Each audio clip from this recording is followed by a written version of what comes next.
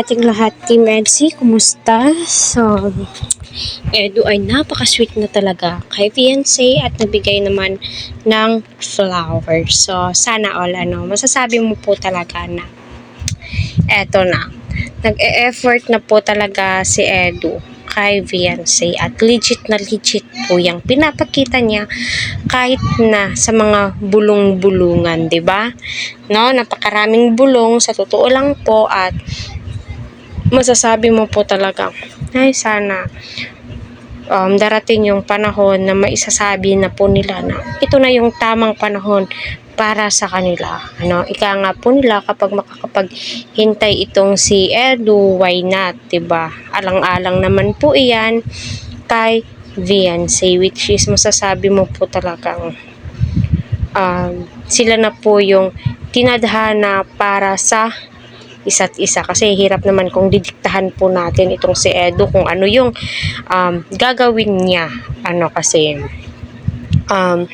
di naman po tayo perfecto, ang sa atin lang ay magbibigay po tayo ng mga advices na ikakabuti po nila, ikakabuti po ng kanilang relasyon soon, 'di ba? Soon, sa tamang panahon, ika nga po nila, 'di ba?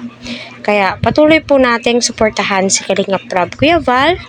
Huwag po natin skip ang kanilang ads para sa ganun po ay syempre marami pa pong kababayan po natin ang kanilang malingap, kasi napaka-importante po talaga yan ngayon, sa hirap po ng buhay.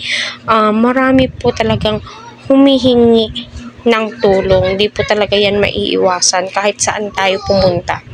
So, totoo nga ba na nagbigay itong si Eds ng bulaklak kay fiancé? So, panoorin muna natin mga ka-Team Edsy.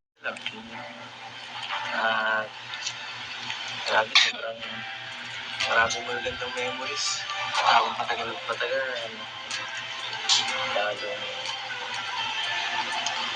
lalo akong pumaling.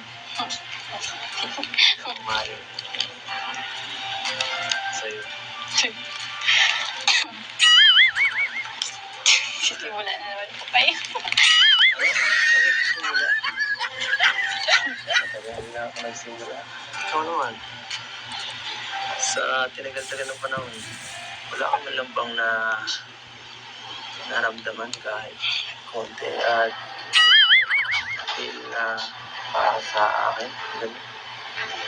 Kahit ano. Ang hirap. Po, syempre mas lalo po kitang nakikilala. Dahil mo nakikilala. Opo. Bukod dun. Thank you po sa effort. Saka napaka-supportive. Normal na yun, no?